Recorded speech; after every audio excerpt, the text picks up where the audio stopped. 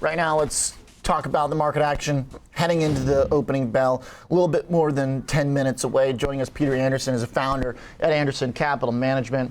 Well, Peter, welcome back to the show. Good to have you here this morning. Thank you. Appreciate that. Little action in the bond market. How come Treasury suddenly woke up overnight and into the bell yesterday, too? I guess we should give bond bears credit. They did start the train rolling yesterday afternoon. They did. Certainly after the Fed press conference, there's always volatility. People don't really have their bearings yet. It takes them a little bit of time to factor in, I guess, to their very, very exotic models that don't usually actually tell accurately what's happening, but they use those. And as a result of that, you see what we've seen last night and this morning. Those very fancy models, did nobody think it was possible to get another 25 basis points this year? Is that why we're selling off so hard here, Peter? I think so. The Fed is in a very tough position. They have been anchored on this 2% inflation. And I do wonder late into the night if the Fed chair ever says that he regrets anchoring that number, because he really can't back out of it. And, in the past, 2% has almost been unattainable. So he's really set himself up for a goal that might take, frankly, years to reach. And he can't back down from that. So I think that's why you see the consistent messaging that he's been making for the past year and a half. What impact does it have on the economy, and what impact does that have on the stock market, Peter? Because traders have dealt with a bit of a bizarro world the last really whole COVID era, where good news for the economy has often been bad for stocks, and vice versa. Are we getting anywhere close to normalizing that? How do you interpret this? It is very, very difficult. It's not a science. And even if you look at the Fed's own dot plots from last year's, predicting where they think we were going to be, they're way off. And Fed futures, they've never been accurate in predicting where the path of interest rates are going to go. So it's very frustrating. And I think people are getting misled, frankly, in the science of this, thinking that all you need to do is digest all these economic numbers, put it into a black box, and presto, you have the accurate outlook on the market. And it just ain't so. The market is much more complicated than that. Stock picking, frankly, has taken a back seat, in my opinion. We're so focused on economics now. Sometimes I feel like I've tapped into a undergraduate economics class when I hear of all the analytical discussions going on that really, frankly, don't produce much in terms of taking action, but more or less burn up time and I guess make people feel like they're contributing. But if we're in this business to make money, I think we're going down the wrong path if we're just talking about economics. Okay, so where do you want to be invested here to the end of the year, Peter? How does the breakout in yields affect potentially where we should be putting our money?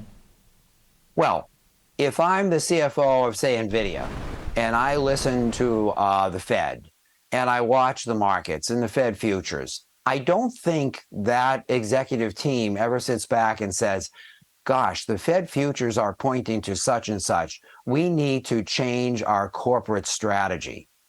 And the reason I bring that up is NVIDIA is a great company, and there are many great companies out there that I think just chug along the way, regardless of what the economic conditions are. Certainly, there are companies that are very much more rate sensitive, like banking and finance, for instance. But I'm going into the last quarter fully invested. I'm on record for saying that I've never thought there was going to be a recession, and I continue to think that. I think in spite of my criticism of the Fed, I do think they have done one heck of a job navigating through this. And I do expect that all these interest rate hikes that take, in my opinion, over a year to really work themselves through the system. And thank goodness, I think we're hearing that narrative more frequently now than we ever have. So I think the fourth quarter will result in the Fed probably not raising again, but they wanted to have that as a backdoor. And I think the message will be we have stopped raising rates, and there will be a strong rally into the fourth quarter. Hear you loud and clear on the notion of a tech CEO not changing their plans based on what the overnight rate is. Totally true point, I would assume. I don't know, I never run a multi-billion-dollar tech company, but I don't think I would change the plans. That being said, as a CEO, they don't have control over how excited the market gets. So when you trade at 100 times earnings, and to your point, the economy here much better than expected. I think you're right. I think Powell's starting to deserve a lot of credit. We've actually got the yield curve widening out through long yields going up. That never happens at this point of the cycle. So then why not go fully invested into cyclical stuff that more directly depends on the economy instead of 100 times growth stock? Well, that's an alternative. I think investors have to go where they're most comfortable understanding the businesses. And in my case, I have a technology background, so I'm more comfortable with those wild cards, frankly. I mean, none of this is foolproof, right? And you have to have an outlook. And once you have an outlook, you have to build into the confidence of what sectors you fully understand or understand better, or don't understand the least, frankly. So while cyclicals might work for some people, I feel like technology, cybersecurity, for instance, data storage, those things are kind of no-brainers when it comes to playing. Like when you're mentioning the cyclicals, that is implicit that you're factoring in your interest rate outlook. When you're mentioning technology and the business those techs are in, I feel like you've kind of hedged away from taking a position on which direction interest rates are going to go. Well argued. Peter, we also saw overnight a pretty big deal in the cloud world with the acquisition of Splunk by Cisco. I'm curious if you have thoughts on that, either not if it's for either company, but even within the sector, because if you're talking about growth tech, obviously I think about cloud, think about a lot of these stocks that got hit post-COVID. Are there going to be other acquisition targets out there? Is that the type of investing environment you like? Do you have to try and pick those maybe that are going to get acquired as opposed to a company that's maybe older going to have to buy them out? Well, it's tempting to make an investment based on what you think it might be a potential acquisition. I think the better way of doing this is buying the companies that you absolutely think are winners, and then let the circumstances follow. So that I have been lucky in my career with this strategy that I'm managing, that has been the case. But I never buy something with the a priori idea that it will be acquired. I think you're setting yourself up for somewhat disappointment. So that being said, however, I do think the case you just mentioned bolsters my argument, which is, these tech executives and C-suites, they're not sitting around saying, oh, I'd love to buy Splunk, but I listened to the Fed's conference and I don't think it's the right time to do that. I don't think they even have listened to the Fed's conference. I think they're more focused on value, regardless of what kind of storm is brewing in the background. And I think it's a very wise action to take, and I don't think it's the only one. I think it's the first of many we will see, especially going to this last quarter in the first quarter of next year. Peter, I got one more for you. The one type of CEO that might make a decision maybe based on rates or by rates impact on markets and volatility, or those in the IPO potential pipeline. We got the ARM deal, we got Instacart. Day one went well for both. Day two and beyond has not gone so well since. Does volatility in markets potentially limit what further IPOs we might see? I certainly think that. And the examples you cited are textbook cases of this. That was, in my opinion, a forced marriage. And I think there's a lot, we don't have time to go into that here, but I think I have a strong opinion about that. I think there's a lot of factors that go into these IPO timings. Venture-backed or private equity are forcing the issue. Investment bankers, they're all working together to kind of unload some of these investments onto the retail market. And in that case, I don't think it's a very good investment.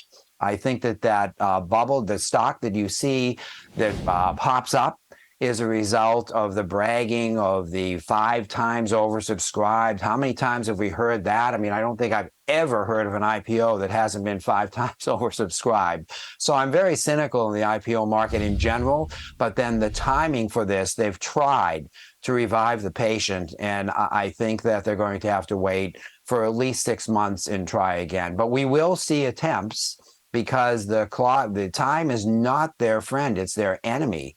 When you're a private equity firm or a venture-backed firm, you need to make these profits to make your funds performance strong, so you can go out and raise fund 1,500. Well said. Interesting stuff. Like the good range of views, Peter. It's not easy to predict where you're going next. Hey, before we let you go, since you're a stock picker, we talked a few. Any low-hanging fruit you want to give us to think about? Any names that are at the top of your list? I love a company called Shockwave Therapy. I have been an owner in that stock for over a year now. It is a very novel way of treating calcifications in arteries. It has not gotten a lot of respect in the capital markets, but it is a strong, strong medical device company that I have followed for quite some time. And I'm a bit frustrated that the market is not realizing its full potential, but the earnings have been tremendous, and it addresses one of the most deadly killers in this country and perhaps even in the world. So that's a stock that's a classic example of what I'm talking about. SWAV, ticker, right? That's correct, yes. All right, good stuff. Peter, thanks a lot for the conversation this morning. You're welcome. Absolutely enjoyed it. Peter Andersen, founder at Andersen Capital Management. All right, some good thoughts there. No need to run away from big growth trains like NVIDIA that still have a lot of potential. According to Peter, invest where you know, where you feel comfortable. Doesn't mean you have to be afraid of cyclicals either. It's not a science, and I like that point. It's more of an art.